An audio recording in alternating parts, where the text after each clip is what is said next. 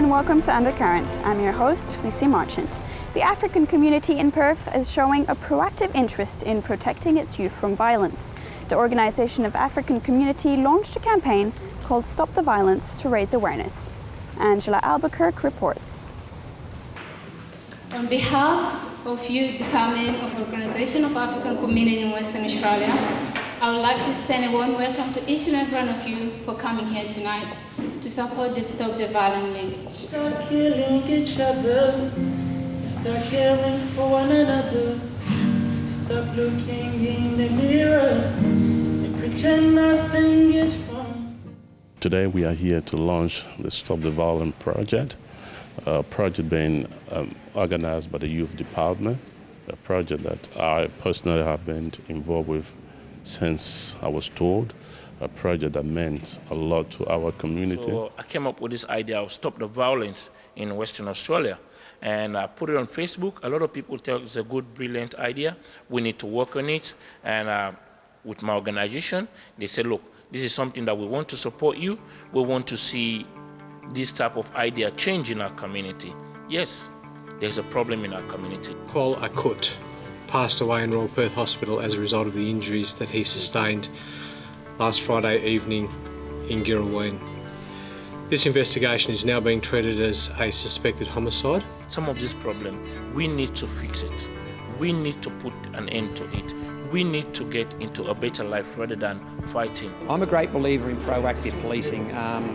Whilst we can respond to the needs of what is happening now, we need to get to the younger ones to instill the message whilst it's at its grassroots level. Objective is also to make sure that every young African feel responsible for what they do, and we want to make sure to encourage them and give them that understanding that it is their responsibility to be a good citizen. It doesn't have to be the police, it has to be everybody, it has to be something collective. So that day, when this person killed my brother, he had that strong spirit that was negative. What drove him? We later on came to understand that it was hatred, which is again the same violence that did not even happen in Australia, but somewhere in the UK, where he apparently said that he was beaten by a group of African guys. And therefore he came to carry it out here in Australia and drove towards my brother. And my brother ended up with his entire body shattered from the brain to the toe, because after he fell off to the ground, he drove again on him. It was terrible. I cannot imagine today what pain my brother went through. It's not only within my community, it is a general problem, because we need to be united. We need to bring Australian community together. We need to work as a team. We need to be identified.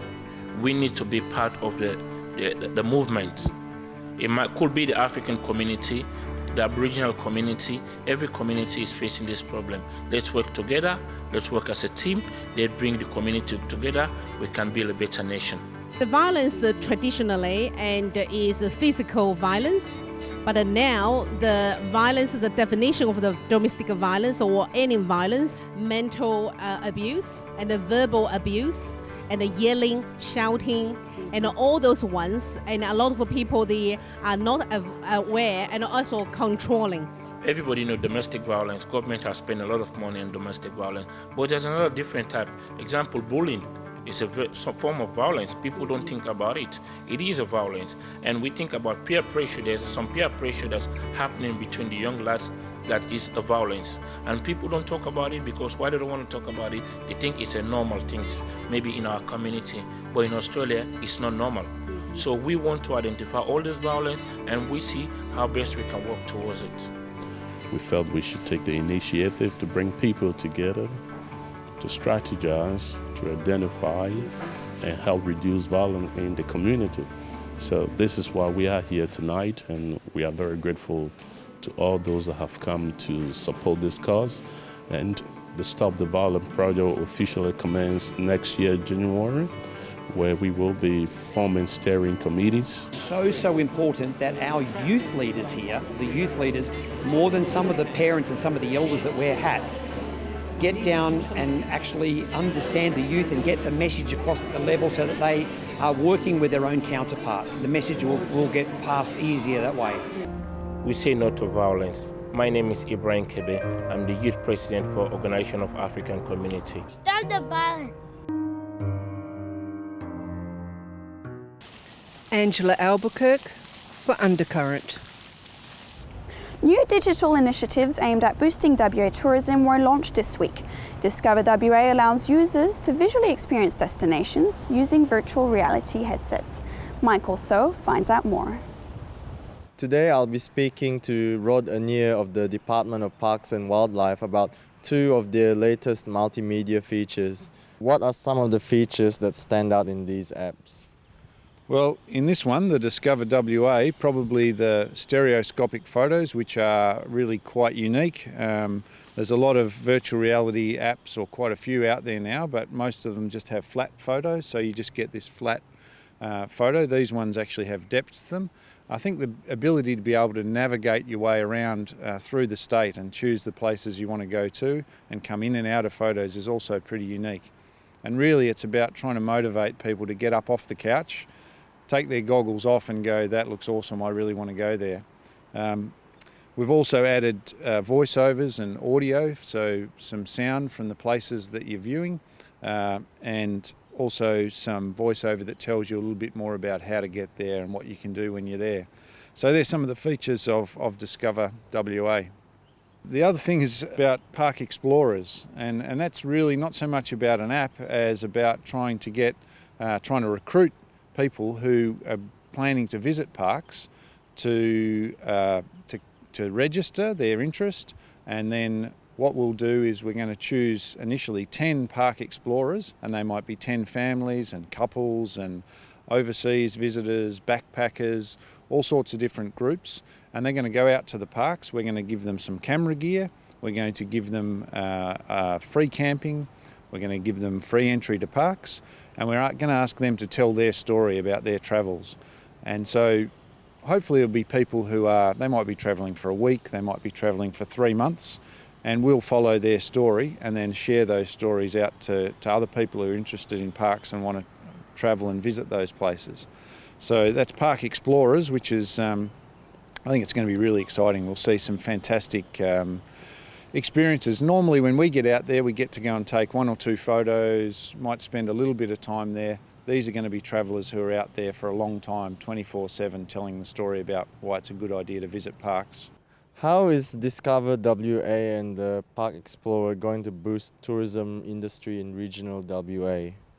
Well, I'll start with Discover WA. Really, this is about providing motivation and providing interest for people to say, hey, I haven't been there, I haven't seen that before, let's visit there the next time we go. And we were at the tourism conference yesterday demonstrating the Discover WA app, and people were really excited about it. And lots of people who hadn't been to, say, new features like the Gap down at Albany, or Granite Skywalk in Parongarup National Park, or hadn't been to the Treetop Walk for a while, they said, that's really fantastic, we've got to go there and see that. And that's what we want. We want people to go, yes, that's going to motivate me to get out and go and travel. With Park Explorers, that's about telling authentic stories. So it's about telling real stories about real people, not something that we or some PR campaign concoct about visiting a park, but it's about real people, real stories, and the real experiences that you can have when you go and visit a national park or one of the protected areas in Western Australia. How have users been reacting to the apps so far? It's pretty early days, but there's a couple of reviews already in the app stores.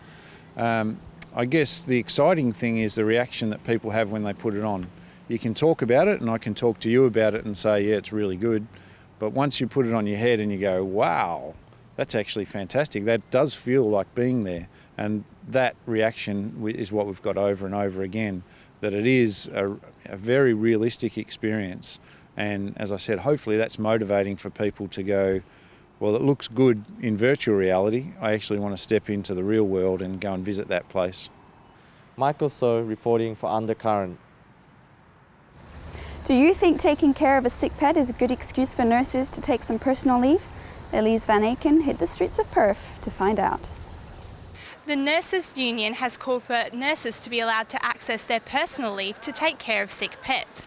The Australian Nursing Federation Secretary Mark Olsen has said that nurses have been forced to get creative when taking leave, as often when nurses call in sick, they are not replaced, leaving their colleagues in the lurch. Let's find out what the people of Perth think. Yes, they should worry about their colleagues, but more about the patients. I understand where they're coming from, but if somebody's sick, you should be really taking a sick day. I don't think that just happens to nurses, but yeah, that's probably a real thing. The nurses, and they shouldn't be there. They're there to look after sick people, aren't they? So why bring illnesses into the hospital?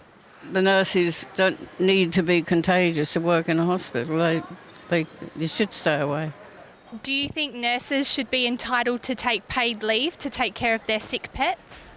Definitely, yes. Well, not a hamster probably, but I mean... I was going to say it depends on the pet. Depends on the pet, yes.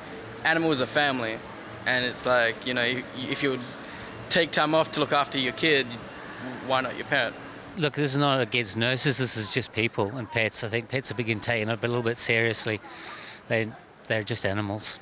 What about days off for bereavement after a pet dies? I definitely am advocate for that. I think that's well entitled because the grieving process is exactly the same as a human. I think any loss of life is fine to have time off after that to get over that process. I mean, if I had a pet myself, I'd probably want to take some time off if the pet had died or if the pet was sick. Yes, it just depends on the situation, depends on how you're feeling about it, but if you think you need to, then by all means you should be able to.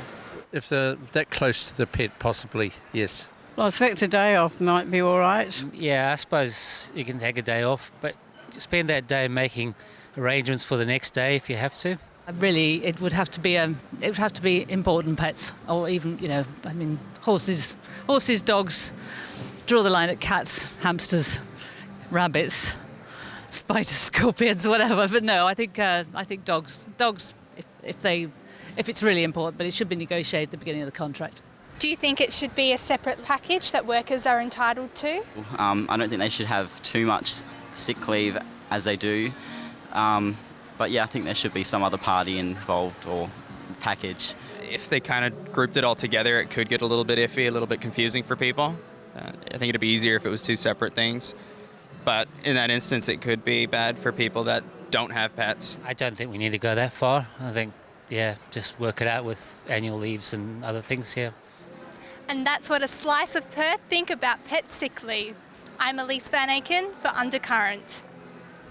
Stay with us for more Undercurrent after a short break.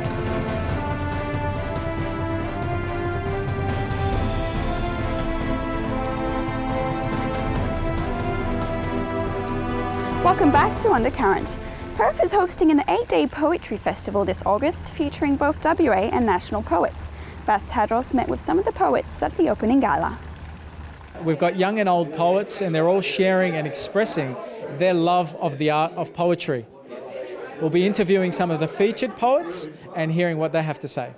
You're one of the featured poets at this amazing festival. How do you feel? I'm really chuffed about it. I'm really excited. It's like I've been hanging around this scene for like 4 years, and it's really cool to be on such a big stage and, you know, share my words and all that stuff. Yeah. So what's been the highlights for tonight? For tonight, I've got to say it was Kevin Brophy, because I've heard about him, and I've never actually seen his poetry or read it before, and that kind of blew me away. I was like, wow. Gary, you're one of the committee members, the treasurer. How do you feel about tonight? Look, I'm really excited about tonight. When we started selecting the poets, we thought, well, who do we pick?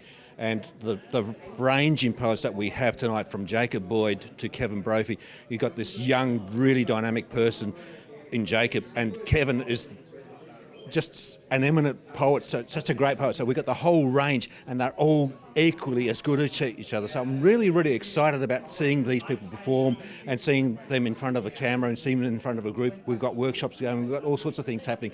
So to me, this is going to be the best festival we've ever had. I'm just excited, and as I said, the range and breadth of poets that we have, it's just phenomenal. And they're all Australian. You're a featured poet, so tell us a little bit about your poetry. Oh, obviously it's all drawn very directly from personal experience, and I don't write to be kind of a spokesperson for anyone, but if that could inspire anyone or influence them or help them, that's great. I'm happy about that. I've just got a new book coming out next year, and this is my first festival that I've been featuring, and I'm so excited about it. I've just arrived tonight. I've been here 6 days, having a fantastic time. I think people have been very kind, very generous. I've had nothing but good experiences so far. You're one of the featured poets tonight. How did that feel? Very scary, but then I remembered I was in a room of friends. And no, it's exciting for me because I'm launching my first poetry book, a little chap book, on Sunday, and it was very thrilling to read my work from a book rather than bits of paper. Dennis, tell me a little bit about tonight's entry, and what does it mean to you to be presenting at this poetry festival? Well, I'm quite pleased to be the patron. It seems a kind of grand thing. As I said, it makes me feel old and slightly venerable to be a patron. Patrons run the risk of being patronising, I suppose, but last year Nick Hasluck was the patron and gave a substantial talk to kick the festival off. So I thought it was quite a good thing to do this year, and it might build up a tradition whereby you get something substantial to think about during the course of the festival. And the festival is so important because poetry is a marginalised art in Western culture, at least, in all English language nations, and yet it's incredibly important, and people still think it's valuable. You know, it's what people turn to when they do have deeply emotional periods. I really do believe that poetry is very, very important. I think it's the backbone of our culture. It certainly covers our most profound moments, and as a consequence of that, I would like poetry to come back even more as it used to in past centuries in everybody's life. Bas Tedros for Undercurrent. Jonathan Marlow has been running his real estate business from home to take care of his 3 children. Recently, a neighbourhood dispute turned sour and the neighbours took the matter to the City of Stirling, who are now asking Jonathan to pay a $200,000 fine for breaching his home business conditions. Sandy Di Rocco reports. We're here at the home of Jonathan Marlow, who has sought permission from the City of Stirling to run and operate his business from home. He's had a few issues with the City of Stirling, and we'd like to have a chat to him and find out what they are. So we had an approval, which was granted in January of 2014, I think. So we ran the business from here, and there was really no major drama as far as I could tell. After a year of operating from here, we started getting visits from the inspector, and he would just let himself into the house. He came into my home and demanded to see where I slept. I told him that I wanted him to leave. I asked him 3 times politely, and then I lost my temper and told him if he didn't leave I'd throw him out. We received an advice from them on the 21st of April, advising that there were what they deemed to be alleged breaches of the Planning Act, and said we needed a remedy. We advised them before the end of April that we would be out by the 31st of May. We met that deadline. As far as I'm aware now, I can't see what possible reason the City of Stirling would have to now pursue me with a legal action, given that we're no longer operating our business from here. So, Jonathan, you're now being prosecuted by the City of Stirling and facing a fine of up to $200,000. What are your thoughts on this? I'm just dismayed. We received notification that they're prosecuting recently, even though we've taken all the action to mitigate the proceedings. So, you know, why is it that they see fit to spend my ratepayers' money as well as other ratepayers' money on a case that clearly has, you know, no purpose? So what would you like to see as an outcome of this? Well, I'd like to see them, you know, stop wasting taxpayers' or ratepayers' money, and stop, you know, harassing me as an individual, you know, I'm not doing anything wrong here. And, you know, I'm just a person that's trying to make a living, try to raise his 3 kids in the best way he can. Jonathan did mention to us that he has been harassed by the City of Stirling, with their cars coming up and down the street on a daily basis, and we did witness that today. Let's hope the outcome is good for this single father of 3. I'm Sandy DiRocco reporting for Undercurrent. Perth is seeing a wave of new African creative talent. We follow one artist who is launching his career in front of a capacity crowd at Metro City. Welcome to the revolution.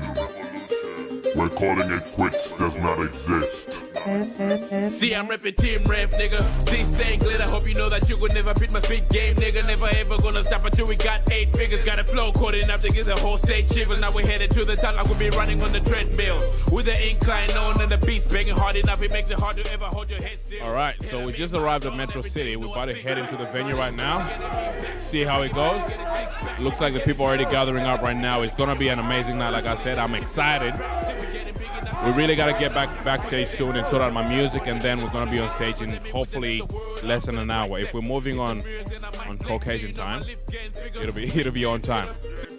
What is what you got to do? Now let's go. Sally up, sally down, and then hold, cause it's trying to get chorus out to make you wanna pick your game up and put your money down. Build a bridge and get it just one more time. Go sally up, sally down. I mean, one thing ever since I started the music I've been looking forward to is performing at Metro City. So now we're at Metro City right now. The next venue we're gonna aim for is that venue across behind you right now, the Perth Arena.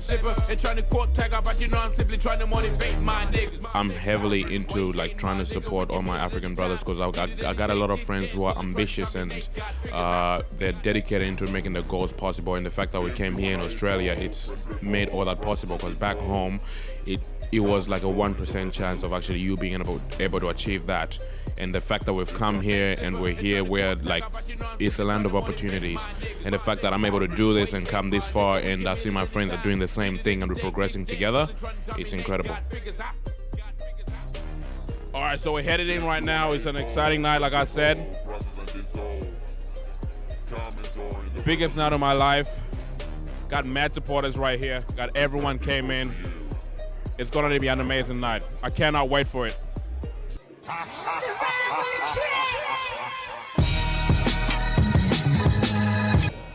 My name's AfroKing, Perth-based rapper from Zambia.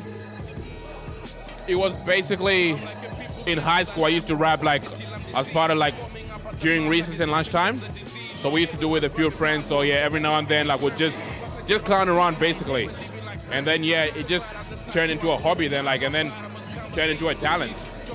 So it turns out I was good at it, so we decided to do it from then on. The gig, so tonight is the opening for Stonebwoy. He's a BET award winner, so he's from Ghana. He's worked with a whole variety of artists. Like he's one of the first African artists to actually win a BET award, which was never heard of, because BET is basically like African American people. So you never really think like someone would actually be able to win that award.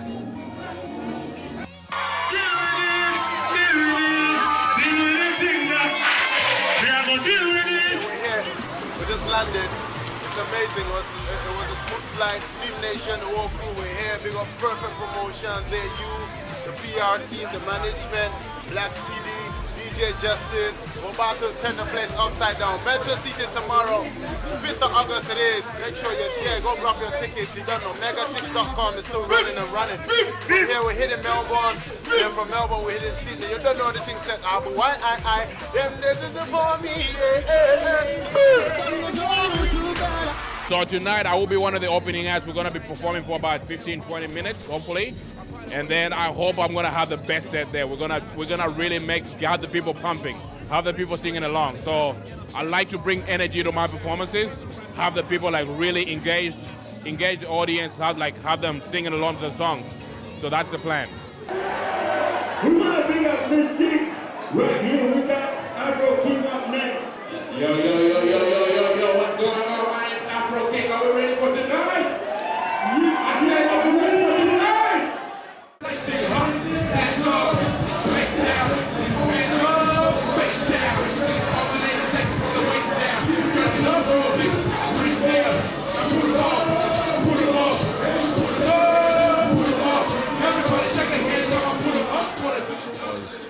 5-6 years ago, no one saw this happening. No one saw like a BET award-winning Ghanaian artist coming here because they never thought that Africans here would be able to support that. And the fact that the people here are supporting it, it says that in the future there's definitely going to be more like Perfect Promotions, the first people to bring that here. It's going to like drive other people to want to do the same thing. And later on you're going to see a lot of African-based events coming here, which is a really good thing. Angela Albuquerque for Undercurrent. Thank you for watching this episode of Undercurrent. Don't forget to catch up with us online and on your mobile devices. Take care, and we'll see you next week.